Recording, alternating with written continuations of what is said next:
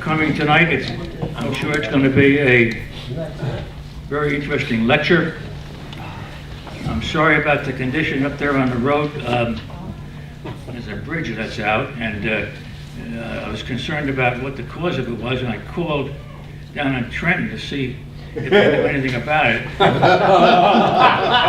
The governor's office indignantly denied having any knowledge of it.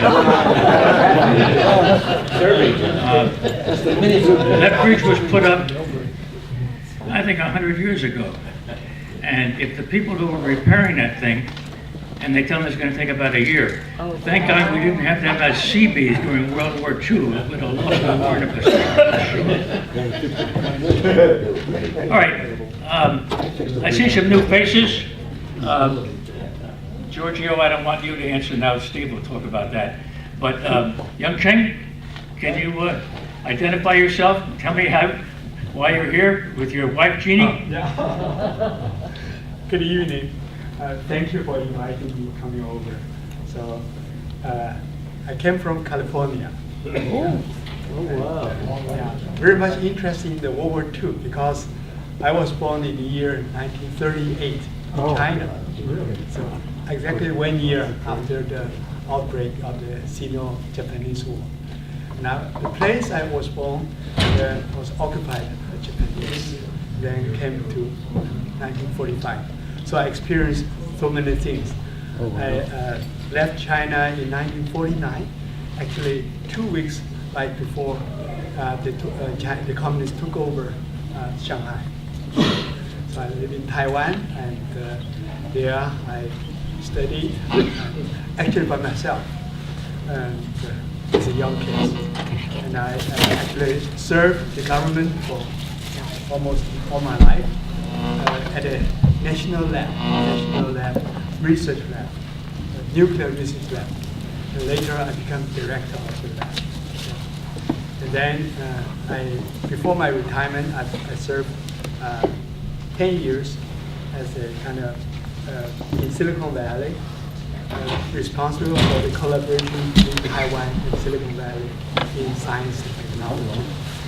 I was so lucky. I was the ramp year for Taiwan in technology and management. So I served for that time. Then I retired right now for 11 years. Our daughter lived here, that's why we come over here, and we have a granddaughter. Thanks, John. Thank you, Young Cheng. Young Cheng was one of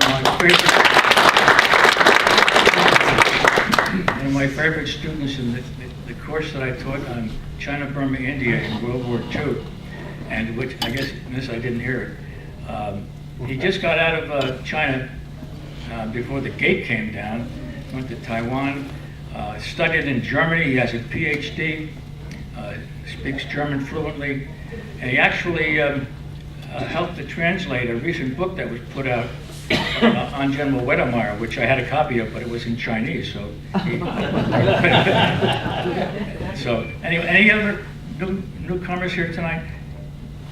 Okay, very briefly, I want to just plug some future programs. I'm only going to mention 3.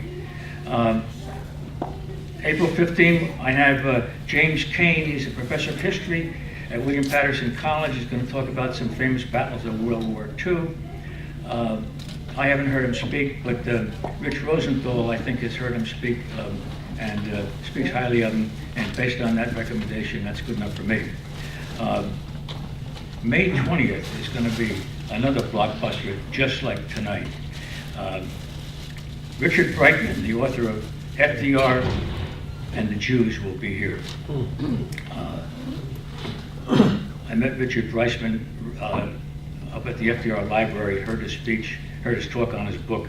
It was just marvelous, just like the one you're going to hear tonight. June, we're going to have Susan Butler, who I met in New York at the public library. She spoke about her book, My Dear Mr. Stalin, which is a compendium of the extensive correspondence between FDR and Stalin during World War II. She did a marvelous job. Now, before I call on Stephen Lemaizo, my good friend and major contributor to the World War II Book Club. I want to make a strong plug for the purchase of this fine book by David Rohl. This book will bring you into the White House during war times and pre-war time and make you a confidant of the intimate and strategic decisions of pre-war and World War II. The book sells at Barnes & Noble for $34.95 plus 7% tax. And of course, we don't have to pay tax here because we're a tax-exempt organization. Because of my relationship with Barnes & Noble, they sold us 16 books for $22, and we have voluntarily reduced the price, absorbed the cost ourselves, to round it out to $20 to make it attractive to people here, because for some reason over the years I've discovered that $20 seems to be about the breaking point for our plus making a change. Now, especially interesting to me, although the whole book was interesting, but was especially interesting to me was Hopkins' personal interest and involvement in the White House knowledge of Nazi persecution of the Jews and how it was handled. I'm going to read just a short paragraph of this book, starting on page 278. In my view, David has, in about 5 pages, condensed in perhaps the best form I've seen in all of my reading on this very important subject, the involvement of the White House and his advisors on the Jewish Holocaust system and the Nazis.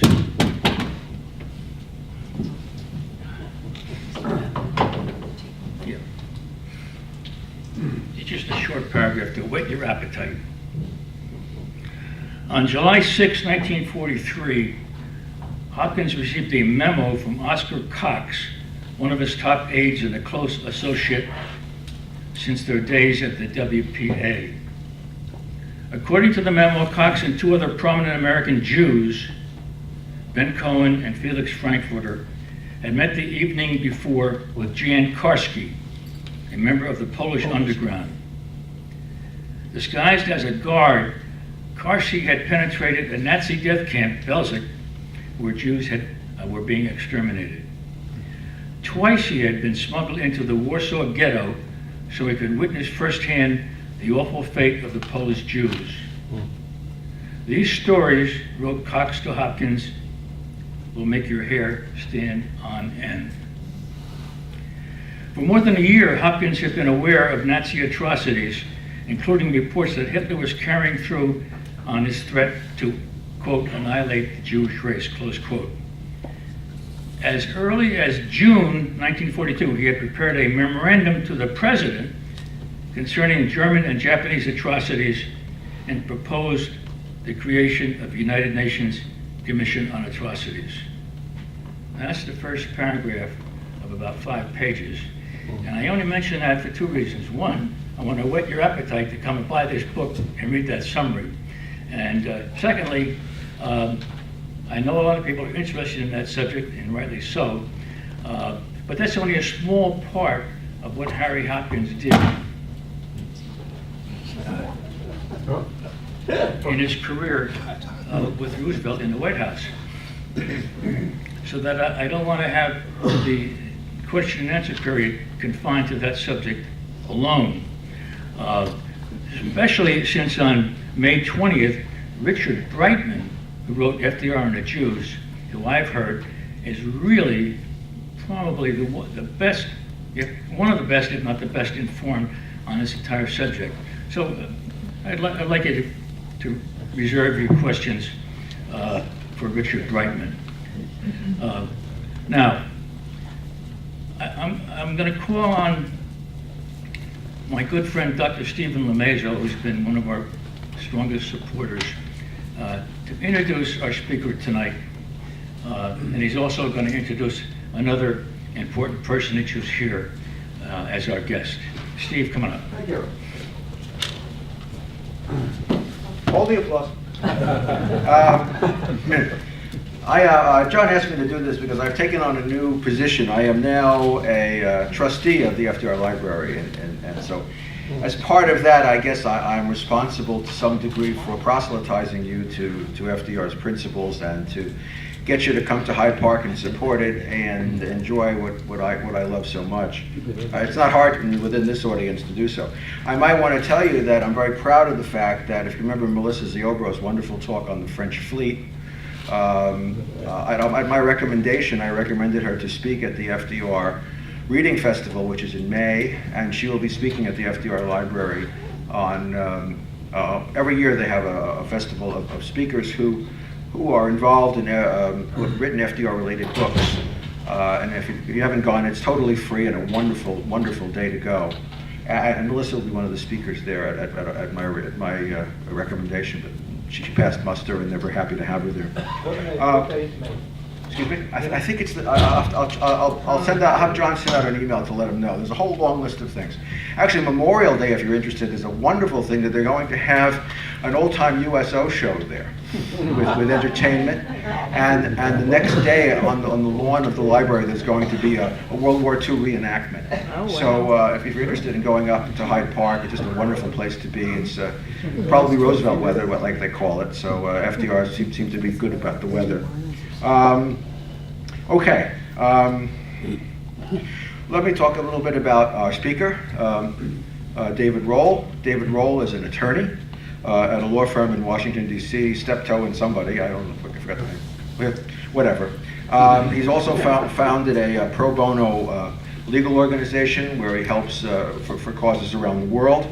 And he's written a book about Harry Truman, Secretary of State, Lewis Johnson, this book on Hopkins, and anticipates a possible book on George Marshall. One thing about Harry Hopkins that interests me that David will definitely not talk about at this point is, of course, I'm a medical historian, and there's been a lot of, just to oblige me for 30 seconds. Harry Hopkins, as you know, was quite ill in 1930 some odd, I think it was 36. He had a good portion of his stomach removed, and there was some speculation as to what was wrong with him. In fact, Harry Hopkins had stomach cancer, with biopsy-proven stomach cancer, with nodal involvement, and his chance of survival in 1936 was 2%. And he survived, obviously. The Mayo Clinic gave up on him in 1939 because they couldn't get nutrition into him, and FDR said, no, he's not going to die on my watch.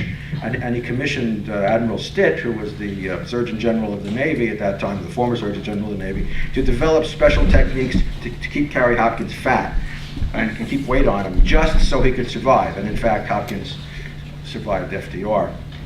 So, more interesting than that, the definitive medical biography of Harry Hopkins was written by none other than James Halstead, who was at that time married to Franklin Roosevelt's daughter, Anna. And if anybody wants a copy of that paper, I have it on my computer. My email is drlomazo, Lomazow, @gmail.com. And if anybody wants a copy of the definitive medical biography of Harry Hopkins, I'll be more than happy to send it to you. Okay, without further ado, it's my pleasure to introduce David Rohl. Thank you. Oh, I'm sorry, I forgot one thing. I'm sorry. I have another honored guest here today. And go ahead. Sorry.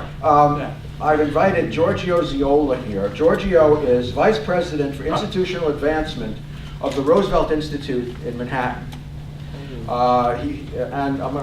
He'll get up for a couple seconds and tell you about an event that's happening and a little bit about the Institute. Giorgio. Very, very quickly. Yeah, thank you all for having me here tonight, and thank you, Dr. Malaysia. There's a very special event that's going on September 8th. Talk a little louder. Sure. The Roosevelt Institute is holding a benefit for the FDR Library and Museum on September 8th of this year. Some of you may know that Ken Burns has done a documentary film about the Roosevelts. It's called The Roosevelts: An Intimate History. It features FDR, ER, and TR. And We'll be doing a screening of the film along with Ken. Will be there in attendance, and writer Jeff Ward, who is also a trustee at the Presidential Library. So I wanted to, again, thank Dr. Lumezo for inviting me here tonight, and let you know that I've got a sheet here. If anybody's interested in attending the event, you could sign, and we'd be happy to welcome any takers from this group to the event, which is an exclusive event. And we'd love to have you there to celebrate the release of this film and to also support the FDR Library. So thank you.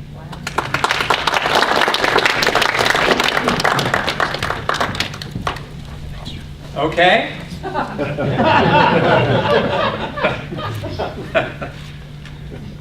thought I was about headed home there a while ago. So, Harry Hopkins, a spectral figure in the administration of President Franklin Roosevelt. Slightly sinister, kind of a ramshackle character, but boyishly attractive. He was gaunt, pauper thin, full of nervous energy fueled by Lucky Strikes and caffeine.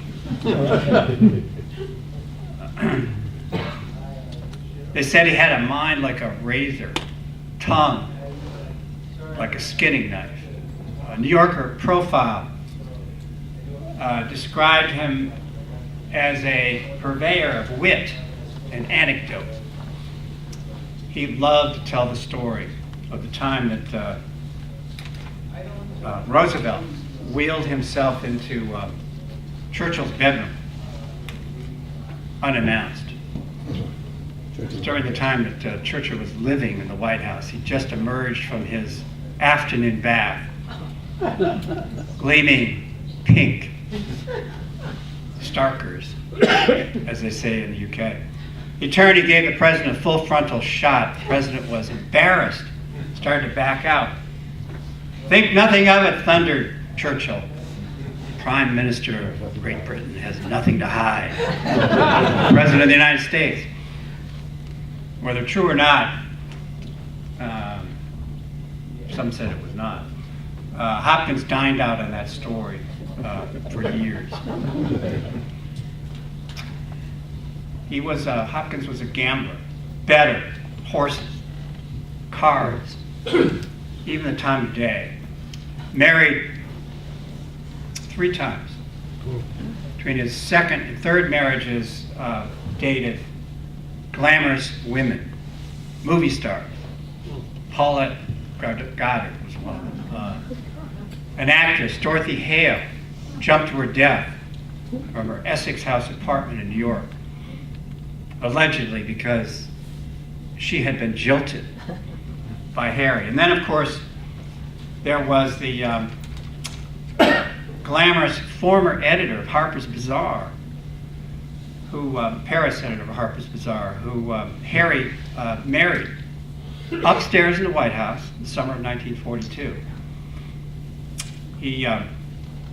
Hopkins regarded money, his own as well as everyone else's, as something to be spent as quickly as possible. He put people into 2 categories, talkers and doers. Harry Hopkins was definitely a doer. The Hopkins touch, if I can talk out here and you can hear me. The Hopkins touch begins on May 10, 1940, and that was the day that the Germans overran the Low Countries. Hitler's armies were his tanks, his panzers, his tanks were massed in the Ardennes forest, ready to poised to invade France and Luxembourg. It was the day that, May 10th was the day that Winston Churchill became Prime Minister of Great Britain. And within a few weeks, the rest of Europe would be under the Nazi swastika. That evening, May 10, 1940, Hopkins and Roosevelt were upstairs in the White House, in the Oval Study. They just finished their dinner. As usual, they like to banter and gossip, tell each other stories. At that time, the spring of 1940, Hopkins was 49. The president was 57. They had known one another for a decade. Eleanor and Franklin Roosevelt had consoled Harry following the death of his second wife, Barbara, of breast cancer in 1937. And since that time, Mrs. Roosevelt had been the surrogate mother for Harry's young daughter, now without a mother, Diana. And Diana was 7 years old at the time. She now lives out in Vienna, Virginia, the source for the book. So by the spring of 1940, Harry was almost a member of the Roosevelt family. He was the president's closest friend at the time, advisor, confidant, if anybody could be said to be a confidant of Roosevelt's. The president sensed that Harry was not feeling well on that evening. He knew, of course, that Hopkins had had one half, some said 2/3 of his stomach removed a couple of years before by the surgeons at the Mayo Clinic. Diagnosis, as Steve pointed out, was cancer. And he knew that since that time, Harry had been unable to regain his weight. There was something still terribly wrong with his digestive system. So the president insisted that Hopkins spend the night. But Harry Hopkins was the man who came to dinner, never left. For the next 3.5 years, Harry Hopkins would live upstairs in the southeast corner of the White House, just a few doors down from the president's own bedroom. And his daughter Diana would live on the 3rd floor near the Sky Parlor. And without any kind of a title or portfolio, Hopkins just set up a card table in the big Lincoln room where he lived. And he did the business of the president from there. As the nation was drawn into the maelstrom of the Second World War, Hopkins would live in the White House, and he would devote his life, literally his life, to helping the president win the war. He would shortly form a friendship, a lifelong friendship with Winston and Clementine Churchill. He would even earn a measure of respect, perhaps a degree of trust from Joseph Stalin, the dictator of the Soviet Union. And he would play a role, a critical role, I argue, in establishing and preserving coalition between the United States, Great Britain, and the Soviet Union that won the war. So what was it about Harry that enabled him to climb to the top of the pinnacle of wartime diplomacy? His origins provide a few clues. He was born in Iowa, 1890, the son of an itinerant harness maker, just as the autos were coming on, with champagne tastes. His father, Al, traveled the Midwest, hawking harnesses, gambling, and probably on bowling matches. His father was a ferociously competitive bowler. And his mother, Anna, was a strict church-going Methodist, a believer in social justice, helping the poor.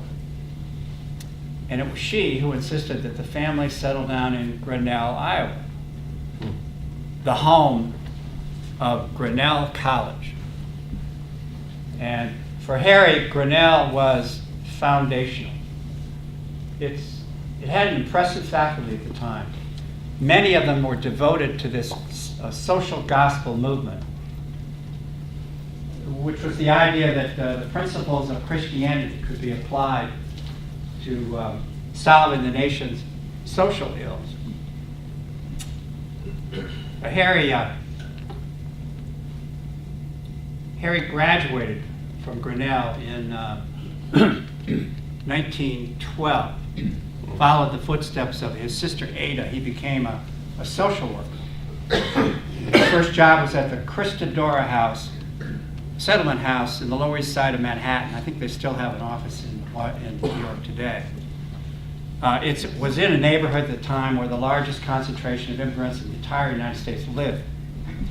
And for the next 20 years, Harry rose to leadership positions, not only at the Christadora House, but several other large social welfare organizations.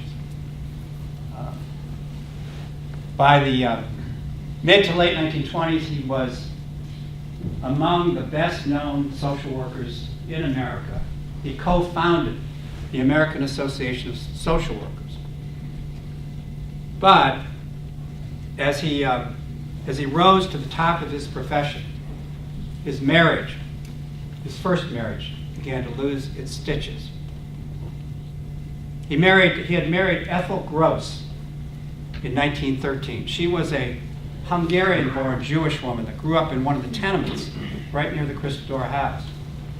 But she'd been mentored by some of the women in the top ranks of New York liberal society. So she was committed to the social causes of the day, as was Harry.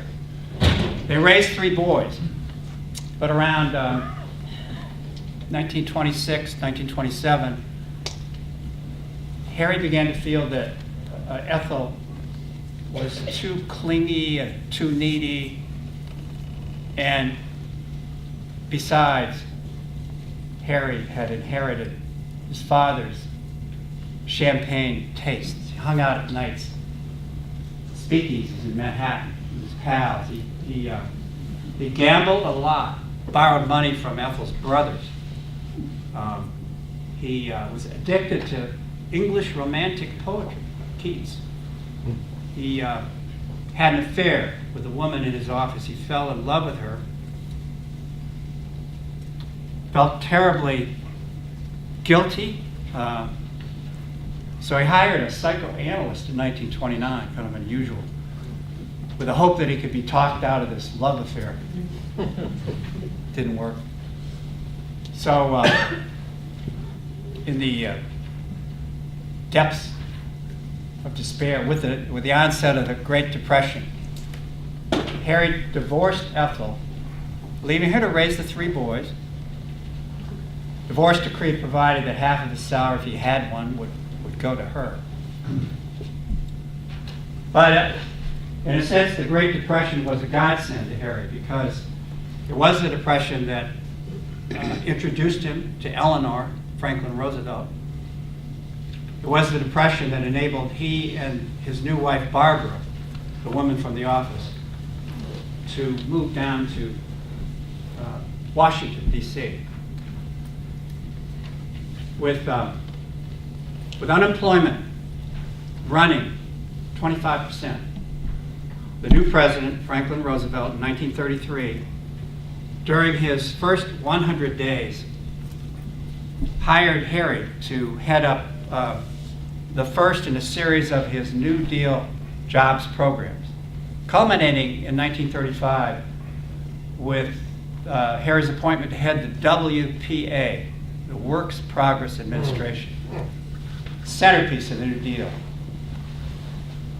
whose mission was to put Americans back to work on infrastructure projects. Sounds kind of familiar. Surviving on coffee and cigarettes, looking like he slept in the office at night, which he often did. Hopkins and his staff at the WPA achieved spectacular results. They put 8.5 million Americans back to work before it was over. They pumped $10 billion into the economy. Harry famously reported to the president, "Well, boss, They're all back at work, but for God's sake, don't ask me what they're doing. So by the mid to late 1930s, Harry was among the best-known members of Roosevelt's New Deal administration. His face was on the cover of Time magazine twice. He hung out with the Harrimans and the Swopes, Kennedys. And then around 1938-39, with the president's encouragement, there are notes to this effect, Hopkins began promoting himself as a presidential candidate, looking to the elections in 1940. He leased a farm in Iowa. He even rejoined the Methodist Church in Grinnell. His hopes came crashing down. Hundreds of newspapers began reporting a story about a comment that he allegedly made to a friend at the racetrack. The comment was, "We shall tax and tax, spend and spend, elect and elect." And sounds like Harry. Whether true or not, he denied it. It stuck with him for the rest of his life. It became a rallying cry for those who hated Roosevelt and the New Deal. And as if that were not enough, in the fall of 1939, war was breaking out in Europe. Harry found himself back at the Mayo Clinic, and the doctors had ruled out a recurrence of cancer. He was still hanging on to that 2%. But they couldn't figure out why he was unable to absorb any nutrients. So, as I like to say, they came up with a dog's breakfast of intravenous feedings, blood transfusions, injections of liver extract, probably some other things. A combination that he would have administered to him off and on for the rest of his short life. Sometimes it worked, sometimes it didn't. For the rest of his life, he would really never be able to regain his weight. And sometimes he would be on the verge of starvation. So in the spring of 1940, this is before he moved into the White House, he was living in a tiny rented house in Georgetown. It's a couple blocks from where I live. With his, he had a dog named Buffer and his daughter Diana, and he was still recovering. And the president, at that time, the spring of 1940, had some daunting challenges on his mind. The president knew that the phony war in Europe was soon going to end, and Hitler's army was moved to the west, developed the rest of Europe, and would threaten to invade the British Islands. And the president knew the Japanese were on the move in the Far East, aggressive designs on the Dutch Indies where the oil was. The nation's national security was gravely threatened. But the country was hopelessly divided, interventionists versus isolationists. The Democratic Convention was scheduled to begin in July 1940 in Chicago. So the president had to make a decision whether to run for an unprecedented third term as president, or whether to step aside and become a lame duck president for the rest of 1940. He hadn't had such a great second term. He had the court packing fiasco, of course, and unemployment was still running, 1940 at 15%. He had by no means by that time solved the Great Depression. But the president saw an opportunity to achieve greatness as a wartime president. He knew war was coming. So these thoughts were on the president's mind that night of May 10, 1940, when he insisted that Hopkins live with him. So What was it that caused the president to insist on such a intimate, close relationship with this Harry Hopkins? A number of things, the first of which came from Roosevelt's mouth. After he had beaten Wendell Willkie in 1940, Willkie was in the president's office. And Willkie and Roosevelt remained friends after the election. And Willkie said to the president, "Why do you keep that man so close to you?" Willkie did not like Hopkins. Roosevelt said, "You know, you may be in this office someday, you'll understand. But he asked for nothing except to serve me." That sounds kind of like Roosevelt. And he was right. By that time, Hopkins had set aside any kind of political or personal agenda.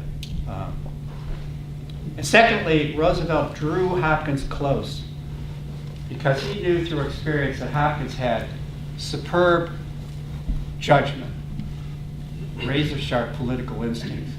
Hopkins was a linear thinker, and the president was a visionary. His thoughts were often vague, disconnected. And Hopkins knew how to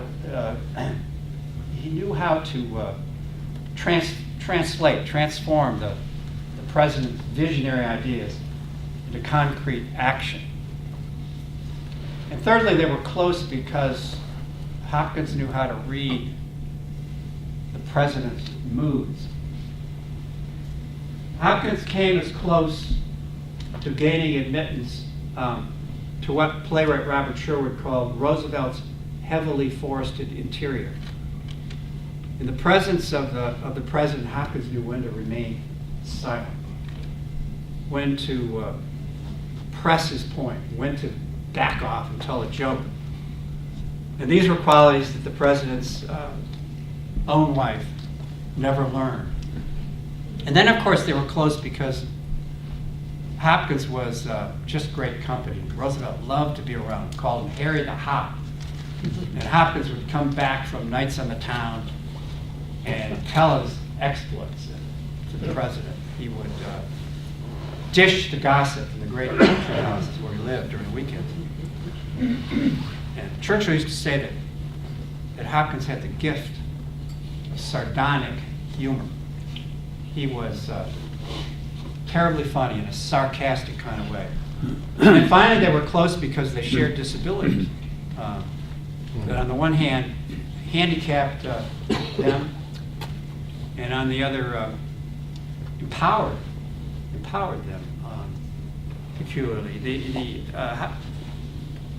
Roosevelt knew as only he could the kind of courage it took Hopkins to get through some of those days when he was literally starving. So as that year 1940 was drawing to a close, by this time Hopkins had been living in the White House for 8 months with the president.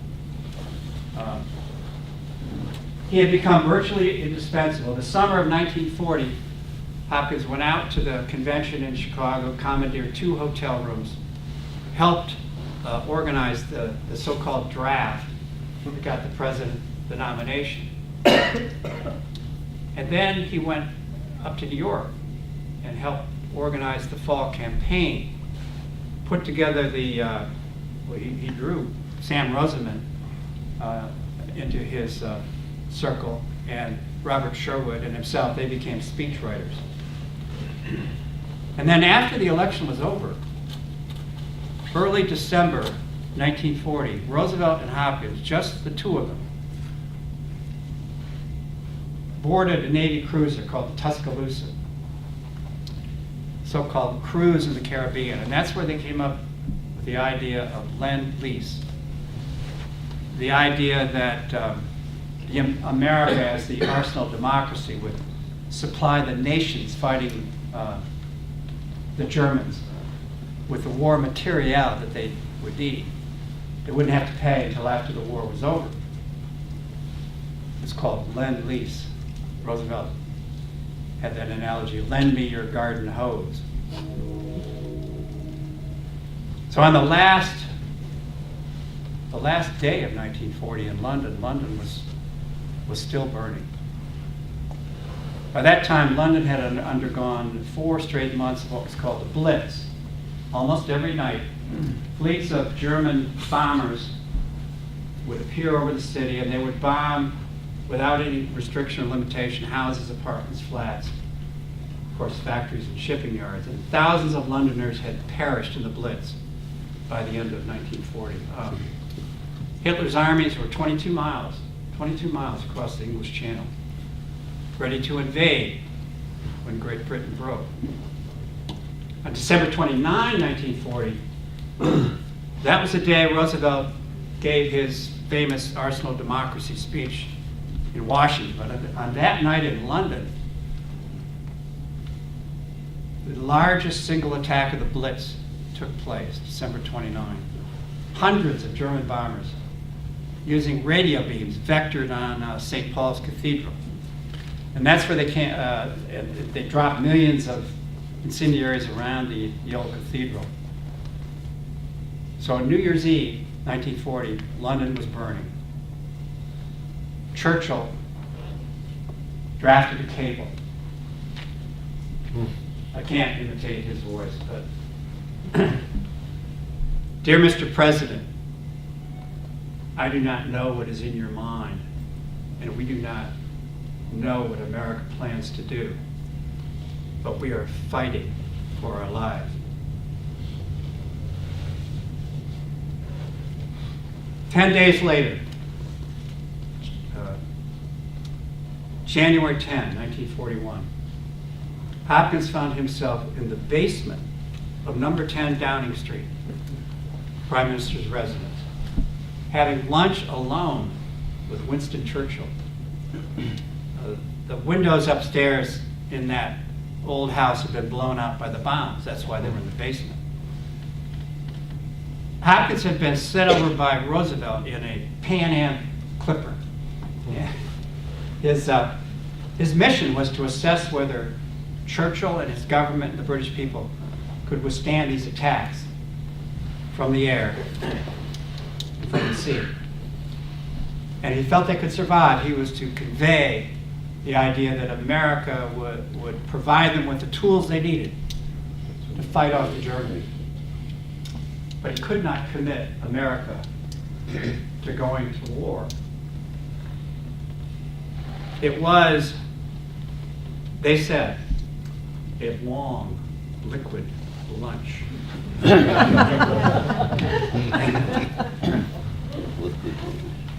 And of that first meeting, Churchill wrote in his memoirs, and these are his words, "Thus I met Harry Hopkins, that extraordinary man who played and was to play a sometimes decisive part in the whole movement of the war.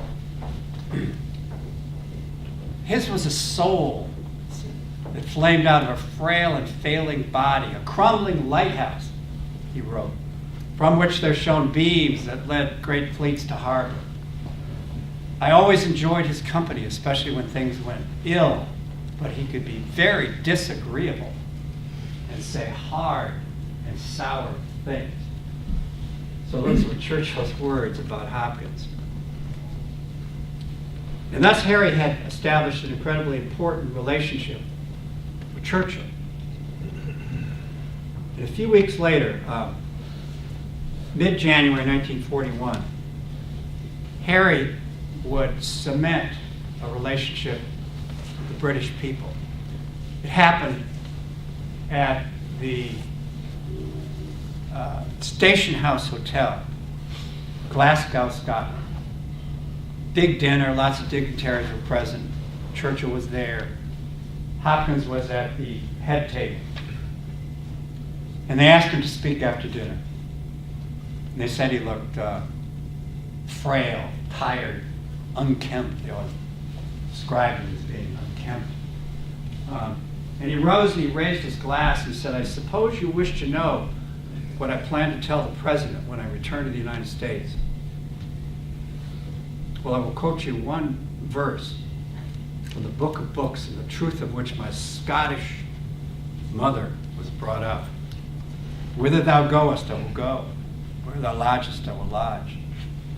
Thy people shall be my people. Thy God, my God, even to the end. Well, Churchill, of course, was brought to tears. That was no great thing. He's kind of like John Boehner. But more importantly, Hopkins' words, especially that phrase, even to the end, spread rapidly throughout all of Great Britain. He had thrown a lifeline to the frightened, battered people, and they never forgot. During that time when he was first in England, it was a period of 6 weeks he stayed from January and part of February 1941. And during his subsequent trips to England during the war, there were several. Hopkins would live on most weekends with Winston and Clementine Churchill at the Prime Minister's country house, Chequers. Now, Clementine was not prone to take to people that she did not know. Famously, she did not take to Roosevelt the first time she met him. But Hopkins was an exception. She was captivated by him from the beginning. She loved his offbeat raffishness, his mordant sense of humor. She was amused by, he was constantly complaining to her about his itchy long underwear and the lack of heat in this drafty old house. And he would go downstairs where the heat pipes ran through in the bathroom and sit there in his shiver in his long wool overcoat, his hat, his scarf, working on his memos and cables. And at nighttime, she would mother him. He'd be up drinking brandy, as he's not supposed to do that. Drinking brandy with Winston well after midnight. She'd come up and rescue him, tell him it's time to get to bed. That she'd put a hot water bottle between the sheets. She marveled at his touch, his distinct touch with her grumpy husband. He could poke fun at him without offending the Prime Minister. One morning, Churchill turned to Hopkins and said, "This water tastes funny." "Of course it does," said Hopkins. "It's got no whiskey in it." Fancy you a judge of water. There was another dinner. This one was at Claridge's, West End of London. The hosts were the lords and the barons of the British press. Churchill was not invited, and Hopkins, this was late January 1941. Hopkins, the Blitz was still on. Hopkins was the guest of honor. And the journalists, they were all journalists who were there, noted what Hopkins looked like, what he said. They said he looked shy and untidy. That was the word. And they asked him to speak after dinner, and instead of addressing the group as a whole, he proceeded to walk slowly around the big table, pausing at each of the clusters of journalists, speaking quietly and reassuringly to them. And he gave them the sense that night that while America was not yet in the war, she was marching beside them and the British people. And then one of the journalists wrote, "We were happy men all. Our confidence and our courage had been stimulated by a contact which Shakespeare and Henry V had a phrase, a little touch of Harry in the night." Well, the Hopkins touch was not little, nor was it light. Within a few months, Hopkins would initiate an incredibly dangerous 30-plus hour flight from the north coast of Scotland, around the North Cape of Norway, down into, at the time, besieged Moscow. This is July 1941. July 1941, the German divisions were marching along the same route that Napoleon took in 1812 toward the gates of Moscow. They were capturing and killing Red Army soldiers, not just by the thousands, but occasionally by the hundreds of thousands. They seemed unstoppable. And at night, the Luftwaffe was bombing Moscow. Well, Harry spent 2 very long nights in the Kremlin, alone, except for interpreters, with Joseph Stalin. And he'd be criticized later, the rest of his life. But he told Stalin that the United States was prepared to provide the Red Army and the Soviets with virtually everything, anything they needed. No strings attached, no questions asked. And from that time forward, Stalin had a great deal of respect for Hopkins and, as I said earlier, maybe an iota of trust, although that's difficult for Stalin. But Stalin used to say of Hopkins that Hopkins spoke pa dushia, according to the soul. Russian accolade, meaning denoting strength and depth of courage, compassion. So during the war years, Hopkins was the pectin and the glue. He knew that victory depended upon holding together the often fragile three-party coalition: Roosevelt, Stalin, Churchill. And this would be his single-minded focus throughout the war. And Churchill was in awe of Hopkins' ability to focus. At wartime conferences, Churchill used to make a joke out of it, pretend that Hopkins was a member of the peerage. Hopkins would walk into the room and Churchill would say, "Lord Root of the matter." Called Lord Root of the matter. His focus. So there's a lot more to the Hopkins story, but let me just close by paraphrasing a few words from the end of the book. In the end, the word that comes closest to capturing the quality that enabled Hopkins to achieve success is touch. The two of them, Shakespeare's King Harry, coming one with his troops in the night before the Battle of Agincourt, and Harry Hopkins bonding with the leaders of the United States, Great Britain, and the Soviet Union. The two of them shared a gift for connecting. For Stalin, Hopkins spoke Paudushia, according to soul. And Churchill saw him as a crumbling lighthouse.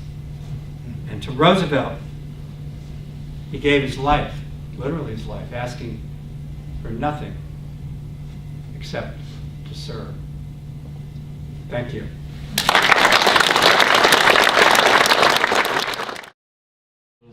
There was a book published right after the war by Robert E. Sherwood called Roosevelt and Hopkins. How accurate do you regard that book, given the time and place where it was written and what he revealed, and how did it aid you in your research? Thank you. Yeah, I mean, that 1948 book is called Roosevelt and Hopkins, An Intimate History. It was written by Robert Sherwood. Sherwood, I think, earned 4 or 5 Pulitzers during his career as a playwright, and for that book, and also for a couple of films, screenplays that he wrote. It's a marvelous book. Sherwood got all the papers from Hopkins' widow, Louise, and actually he worked out a deal with her. He was going to help the proceeds, part of the proceeds of that book would go to her. So he had all the paper. In fact, Hopkins, before he died, moved to New York City. I'll just come a little tale about that one. But you know, he left the Truman administration in the summer of 1945 and went up house hunting. You would think, okay, Hopkins had no money. Any money he ever had, he spent. Louise, his third wife, was a fashionista. She was going to go to work. She's a working woman. Had been divorced before. And so instead of a one-bedroom somewhere, they leased a 6-story townhouse on 1025 Fifth Avenue, overlooking Central Park. Hopkins hired a writer from the University of Chicago to help him go through his papers, because Hopkins wanted to write at least 2 books. So all the papers were in this townhouse. He had a writer in residence. Hopkins really didn't spend much time trying to work on his book. He was playing cards with his friends upstairs. But all the papers were there. Then he went into the hospital and he died in early 1946. But the papers were there, so Sherwood got them. And what a mother lode. I mean, they were all, nobody had been through them at all. And Hopkins had kept lots of, written memos, records, notes that he handed back and forth at Yalta, many of which I think were written for Sherwood rather than, you never know whether they're actually accurate representations of what was going on. But in any event, Sherwood had it all. He did a magnificent job, and I couldn't find any serious errors in it. The only thing that it lacked, of course, was all the things that have come out since 1948, of which there are hundreds of different diaries, books, records, letters, people that gave oral histories about Hopkins, and so I tried to pick up all of that thing, but clearly I relied on Sherwood's magnificent book. Yes. Did Hopkins understand Stalin's nature as a brutal monster, what he did to his people, and did he pass any of this along to FDR? It's hard to tell. There's no record of exactly what he told FDR about it, because FDR always thought he could handle any person, and continued after that. That was 1941 when Hopkins first met him. Hopkins came back from that mission with one main point, which is, I think the Russians are going to be able to hold out. The big issue then was the Red Army going to collapse? And all of the military establishment thought that they would. But Hopkins, interviewed a lot of people, got a lot of information. Of course, they fed him information. Stalin told him a lot of lies, clearly, as I have, his record of what Stalin told him. There were a lot of lies in there. Stalin did a magnificent job of selling Hopkins on the fact that they would hold out. What he knew about, a lot of the information that Hopkins had about Stalin came from Joe Davies. And if you know about Joe Davies, who was the ambassador to Russia during the purge trials, Joe Davies was a highly skilled lawyer in Washington. He loved what he saw in Russia. He did not, even though he was a trial lawyer, he didn't really convey what a huge farce that was. So Roosevelt was getting a lot of information, as was Hopkins, that was fairly positive about Stalin. Whether he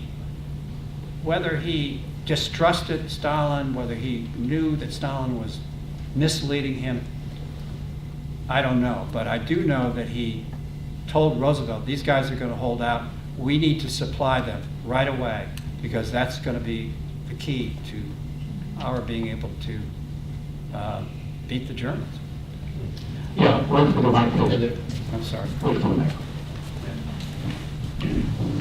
microphone. Enjoyed your presentation very much.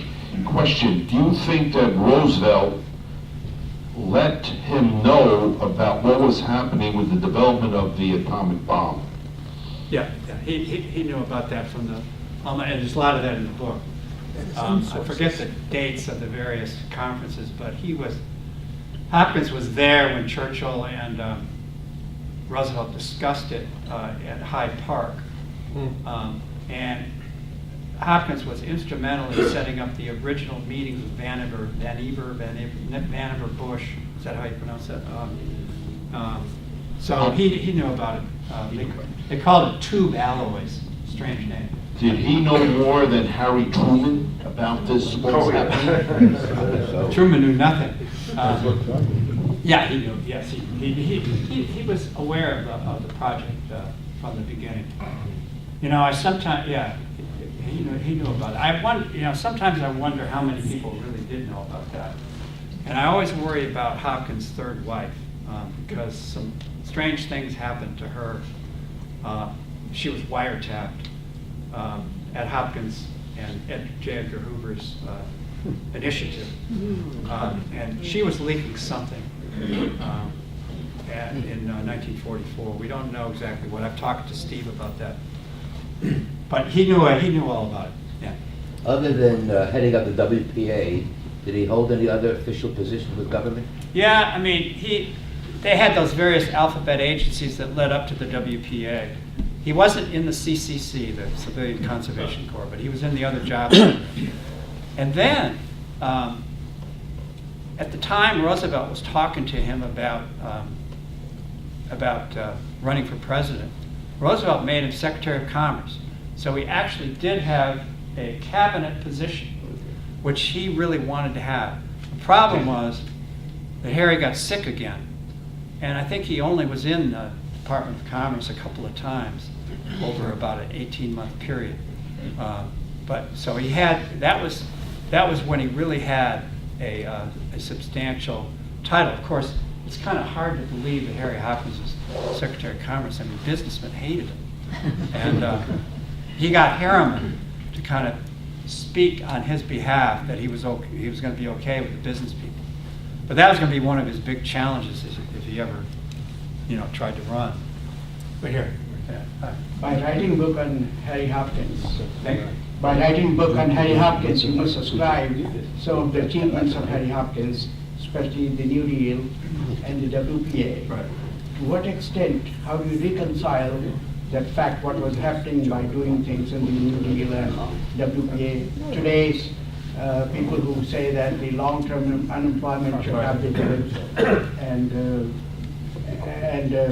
wages should be brought some higher rate, the minimum unemployment, things like that. Well, I made the point that Roosevelt never did, find a solution to the unemployment problem until the war came along, and the war brought us out of the Depression. As I said, in 1940 we were still having 15%. He brought it down from 25% to 15%. But Roosevelt's problem was that he was not consistent. If he'd stuck to the one plan that had to do with, building the infrastructure, getting people back to work, and continuing government spending, I think he would have done better. But after the 1936 election, he started to cut back on government spending and started to listen to other voices. And then we went back into another recession, I think in 1937. So, he wasn't consistent. How does that relate to today? Well, I happen to think that if we hadn't been constrained from government spending, and I happen to think that if the Republicans would have let Obama get some of his jobs legislation passed, we would have had a speedier recovery. But there's a lot of people who disagree with that. I'm sorry, somebody in the back has been waiting. You want to wait for the mic? Oh, I'm sorry. She's been Who had a question? way back there. She's been Okay. raising her hand. I was wondering if Hopkins... Wait for the mic, please. We would like the mic. It's because we are recording all this. We want the questions and the answers. Okay. I was wondering if Hopkins ever took any position on Hitler. There was so much going On on. what? On Hitler. Oh, yeah. I know that wasn't his role. He was busy developing, as you say, the alphabet, the groups in America, the WPA and such. Right. But what about Hitler? I mean, Dobbs, who had been an ambassador to Germany, kept writing to the cabinet, to the Roosevelt cabinet, telling him what was going on there in the late 30s and in 40s, and Hitler and his cabinet didn't pay too much attention to that. And I was wondering if, just as somebody asked before about Stalin, did he really take note of what was going on there, or just what he was told? But did he ever say anything about Hitler and what possibly was going on in Germany at that time, considering reports were coming back at that time? Well, first of all, Hopkins had huge domestic jobs. I mean, vast responsibilities. So he did his job until about 1938, 39. And by that time, it was obvious that Hitler was, an aggressor.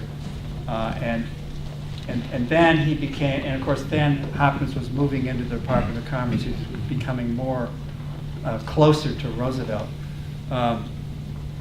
But the only evidence I see, he did meet Mussolini in 1934 or 5 when he traveled over there with, I think, his second wife. He had an appointment to see Hitler, he claimed, but he said fortunately it was canceled. So he was kind of being an eyes and ears for Roosevelt. Roosevelt wanted to check out the embassies about 1934. So he knew about what was going on, but he was not advocating policy regarding foreign stuff to Roosevelt until 38, 39, and then of course in 1940 when he was helping him with the re-election. He was deeply involved in it. And from 1940 on, that was his thing, foreign policy. I've always had a question. I've always had a question about tribal relationships. With what? Tribal relationships.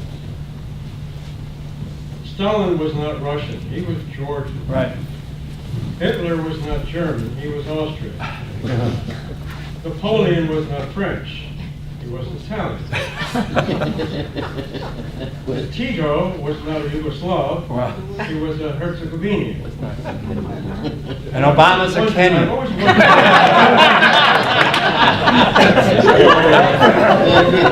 So what's your point? I don't want to get into that. But what I mean to say is, I've always wondered about higher level ethics, higher level political acumen comes from people who look from the outside in and can evaluate a society or a culture much more than we can who are born here. E.g., we use the term Native American. What's the question? To describe Indian. I'm a Native American. I was born here, so are most of us. But I've always have you ever had any thoughts about that at the higher level of world politics? How we look at, as an outsider looking at how these people who are not citizens of the countries, which they eventually take over and rule with an iron hand, are accepted so readily by the people. I haven't really, That's a unique thing. Is Putin a Russian? Yes. He is now. I don't have much of a view in that. I don't know how to evaluate that. It's interesting, but yeah. It's my understanding that I'm sorry. After Hopkins' third marriage, he left the White House in 1943, and the end of 43. Yeah, and the relationship between he and FDR took on a different tone. And then he did go in 1945 to Yalta, and it's my understanding that coming back, there were tremendous arguments going on between the two of them. Can you clarify or expand on that? So at the end of 43, Hopkins was off at Tehran, at the Tehran conference at the end of 43. His wife was having issues with Mrs. Roosevelt, and Mrs. Roosevelt was having issues with her. And plus, his wife, they were living, Roosevelt insisted that the newlyweds lived, in the Lincoln Room. And, so if they wanted to have friends in, they had to sit up there in the Lincoln Room. They had to eat the food, which was terrible. So Louise, Hopkins' wife, finally said, this is enough. We got to move to our own house. So they moved into Georgetown. At the same time, New Year's Day, 1944, Hopkins had I don't know what, it was a relapse, or he said it was the flu, but he was terribly sick. And, we can go back into that, but he went into the hospital. He went to Mayo, and he was gone for more than 6 months. 6 months he was at Mayo, and then he was at the Greenbrier, which was taken over by the Army, recovering from whatever, from more of his stomach problems. So he was out. He was literally out for 6 months. So it's understandable. In the meantime, Morgenthau moved in and kind of took over Hopkins' role. And that's when they made a huge mistake, when the Morgenthau plan was adopted in Quebec. And then Roosevelt signed on to it with Churchill, and then he denied that he signed it. And this was to create, make Germany into an agricultural nation. Question down here. But Hopkins clawed his way back in the fall of 1944, and he rescued Roosevelt from. Roosevelt was about to send out a cable that would have improved Churchill's position with Stalin, and Hopkins pulled it back, pulled it right back out of the. It was about to be sent. He took a big risk because Roosevelt could have really reamed him for that, but he convinced Roosevelt that it was a big mistake. He also helped him with another situation. But so he got into his graces. Roosevelt took him to Yalta. The arguments at Yalta between Hopkins and Roosevelt were the ones that Anna fomented. Anna was the palace guard for Roosevelt because he was so sick, and she wouldn't let Hopkins get to him. And so there were a lot of arguments. Hopkins wanted Roosevelt to read the papers, to do his work, and he wouldn't. And Anna wouldn't let him do anything. So you had these. Hopkins was in bed most of the time at Yalta. He was sick. Roosevelt was terribly sick. So I don't even think they had the energy to argue. The last meeting between Hopkins and Roosevelt was very sad. It was aboard the Quincy as they were leaving the Mediterranean to go back, and Roosevelt and Hopkins came up on deck and told Roosevelt, he said, "I cannot take another ocean voyage. I need to get off. I'm sick." And Anna came down and said, "Come on, the president wants you to write his congressional speech on Yalta." And Hopkins said, "I can't do it. I've given my all. I got to get off the boat." So Roosevelt was really angry, and maybe Anna made him that way. I don't know, but he thought Hopkins was lying. And so the last words they had were very, basically bye. They never saw They one never another saw each again. other again. Excellent presentation, Dave. Did any of the notes, memoranda, the diary of Hopkins that we discovered, showed what he thought, how he reflected on Roosevelt's efforts to pack the Supreme Court? No, I looked for that. No, that was Tommy Corcoran. I never saw his fingerprints on anything to do with the court packet, and I looked for it. It's the same thing with his role with the Jews. They were very limited, and you can read about that in the book. Let me say one thing about Jan Karski. You mentioned in the Jan Karski was the Ukrainian guard that got into the Warsaw Ghetto, and lived and came to the White House, met with Roosevelt, didn't meet with Hopkins. As I was doing my research at Georgetown University, where a lot of Hopkins papers are, I'd walk into the campus. It was just down the street from where I lived. And I would go by this park bench with a bronze, you know how they have these park benches with bronze figures sitting there. And I never paid any attention to it. Well, I looked one day at the plaque. It's a sculpture of Jan Karski at the entrance to Georgetown University. What is he doing there? You know, he's a Polish or Ukrainian or Polish guy, you know, who came to the White House and was the first eyewitness to really, you know, get to Roosevelt. He was a professor at Georgetown for years after the war, and he died there. And they have a bronze statue of him.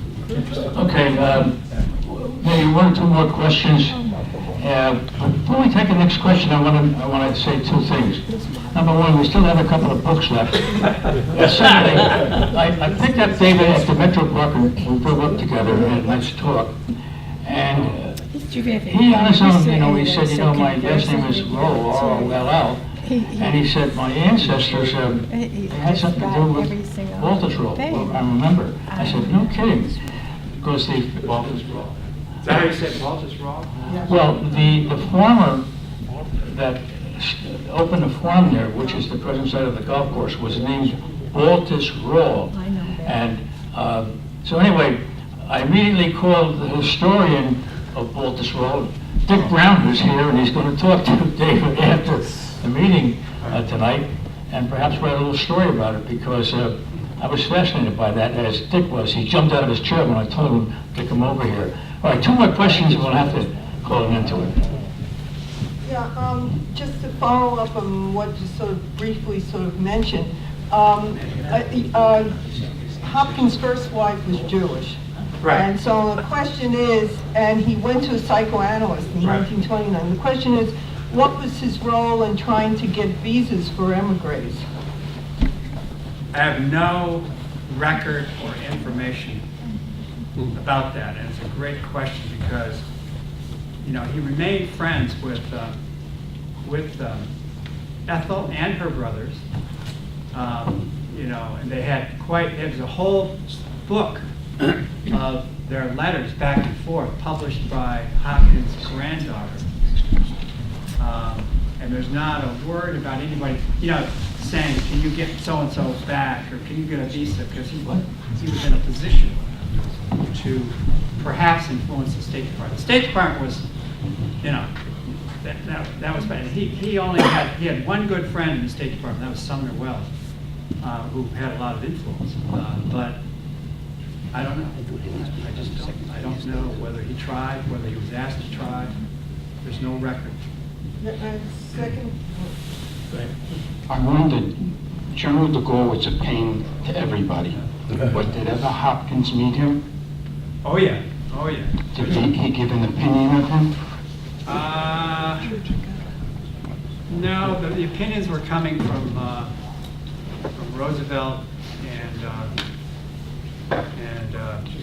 Churchill and others. I don't recall, but Hopkins played a key role, and it's in the book. I really documented that, in getting de Gaulle and Giraud into the same room together. And that's where Roosevelt said, will you shake hands when we go out on the portico? And that was the famous handshake.